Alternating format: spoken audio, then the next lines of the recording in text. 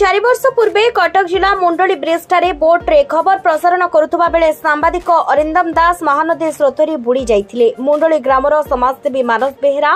डंगा साहाय्य सांबादिकों को उद्धार करथिले मध्य सांबादिक अरिंदम मेडिकल रे मृत्युवरण करथिले। साहसी तथा निर्भीक सांबादिक अरिंदमकर अकाल वियोगरे शोकर छाया खेली जाइथिला।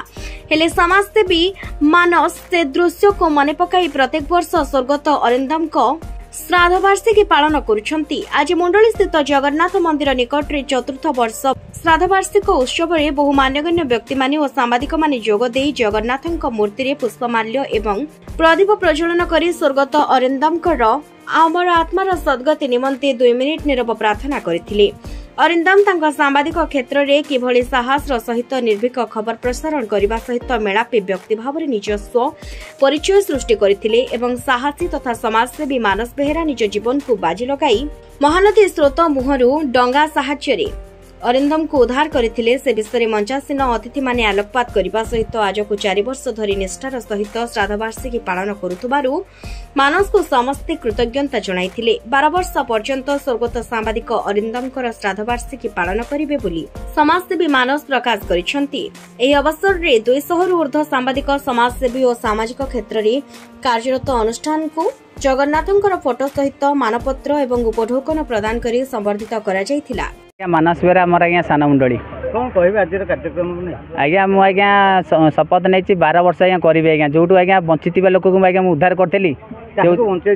आज्ञा ओटीवी वरिष्ठ सांबादिक अरिंदम भाई को उद्धार करी। मु 5 जन जीवन बचाई से दिन आज्ञा मु आज्ञा डंगा साहाय्य आज्ञा 3 जन को उद्धार करी रसी द्वारा आज्ञा 2 जन को उद्धार करी आज्ञा घटना मु आज्ञा से दिन तो सारा ओडिशा देखी टीवी माध्यम मुझे कौन बेसी कहि आज्ञा गरीब पिला आज्ञा जी 12 वर्ष शपथ नहीं आज्ञा बंची लोक चलीगला आखि सामने आज्ञा शपथ नहीं 12 वर्ष जाए आज्ञा करी मो शेष बिंदु रक्त थी जाए करी आज आज्ञा बहुत खुशी लगुच मत एत भल पाए देखिए स्वप्न भावी नी माने समाजसेवी भाई माने आ भौणी माने सकाल 6टार आसी मो पाखे अच्छा आ जो सांबादिक भाई को मुझे सर्वप्रथम धन्यवाद देवी जो टेंट भितर जो गरम होता है जहा से सांबादिक भाई मान पाद तले मोर कोटि कोटि प्रणाम। भाई मैंने आसी ऑल ओडिशा सांबादिक 220 जन सांबादिक भाई को डाकी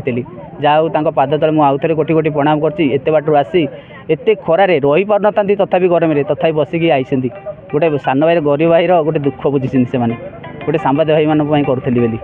जय जगन्नाथ मु जननी हेल्थ फाउंडेशन भुवनेश्वर आसती भाई आमर डाक भाई की बहुत कम दिन चिन्ही मु कम दिन भितर मुझे आसिक जहाँ भी देखिली बेसी किसी कहीपरि भाई कि जदि किसी कहि गोटे कोटीर शब्द ये बोधे कम पड़ भाई आमर शपथ नहीं आमर जी वरिष्ठ सांबादिक अरविंद भाई तांको कि 12 वर्ष से शपथ ग्रहण करछंती कि 12 वर्ष तांको वार्षिक उत्सव से करेंगे। आज प्रोग्राम जोग दे कौन वार्ता देबे बस एतिके वार्ता देबी आजिका जेनेरेशन पिला माने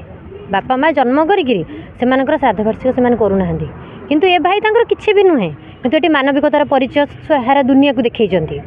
भाई कि किछि कहि परिबिनी भाई आउ थरे कहूची भाई जदि किछि भी एटी मु कहबी गोटे कोटीर शब्द बोधे कम पड़ जिवो। धन्यवाद। तथागत विश्वाल समाजसेवी कौन कहे आज्ञा जन सांबादिक श्राद्ध वार्षिक उत्सव निश्चित एटा गोटे स्वागत योग्य कथा कहवा जदि देखु आपण मैंने एपट तो मीडिया लाइन अच्छा देखु कहार गंडगोल होची मीडिया को डाक कहार घर पाऊ ना मीडिया को डाक कहार किसी भी असुविधा होची मीडिया को डाक किंतु मीडियांकर कौन होची कहार चिंता अर्थ भी न थाए किंतु जहाँ हो आज मुझे धन्यवाद देवी मानस भाई को से जो महान आत्मा अमर आत्मा से अरविंदम भाई चतुर्थ श्राद्ध वार्षिकी पालन कर निश्चित गोटे खुशीर कथा कहीं जितेबाला सांबादिक मानकर कहतु बा रिपोर्टिंग कर जो प्रतिदिन मानकर कहीं नहांती भरोसा किए नथांती सेतबले आठगड़ अंचल मानस भाई भरोसा होगी बाहरी तेणु एटा निश्चित गोटे आम गोटे कौन दृष्टान्तमूलक निश्चिंत एवं खुशीर कथा निश्चिंत ये जो सामाजिक माने आम समाज को ये गोटे निश्चिंत भल वार्ता देउची कारण जो सांबादिक कथा कर भाई मैंने जितेबाला निजे भूली जाती जे आम पछरे कहीं नहांती सेतबले टिके भी आत्मगर्व हुए जे आम पछरे कहीं भी अच्छा निश्चिंत पाखे ये कार्यक्रम निश्चिंत नियारा प्रयास से ସାମ୍ବାଦିକ ଭାଇମାନଙ୍କ ପ୍ରତି ହେଉ ବା ସମାଜ ପ୍ରତି ହେଉ ତାଙ୍କର ଦିଗ୍ଦର୍ଶନ ରହୁଛି ଏବଂ ତାଙ୍କର ଏଇ ଯେଉଁ କାମକୁ ଆମେ ମଧ୍ୟ ସାଧୁବାଦ ମୁଁ ବ୍ୟକ୍ତିଗତ ଭାବେ ସାଧୁବାଦ ଜଣାଉଛି। ଏବଂ ମୁଁ ଦେଖୁଥିଲି ଆଜି ମାନେ ଦେଖୁଥିଲି ବହୁତ ଗହଳି ଥିଲେ ମାନେ 50ରୁ ଊର୍ଦ୍ଧ୍ୱ ସଂଗଠନ ସ୍ୱେଚ୍ଛାସେବୀ ସଂଗଠନ ଆସିକି ଯୋଗଦାନ କରିଥିଲେ।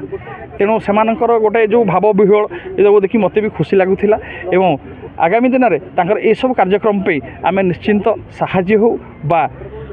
ସମସ୍ତ କ୍ଷେତ୍ରରେ ସାହାଯ୍ୟର ହାତ ବଢ଼ାଇବା ପାଇଁ ଚେଷ୍ଟା ରଖିବା। ଧନ୍ୟବାଦ। କଟକ ଜିଲ୍ଲାରୁ ଶୁଭେନ୍ଦୁ ମହାପାତ୍ରଙ୍କ ରିପୋର୍ଟ, କେଟିଭି ନ୍ୟୁଜ୍।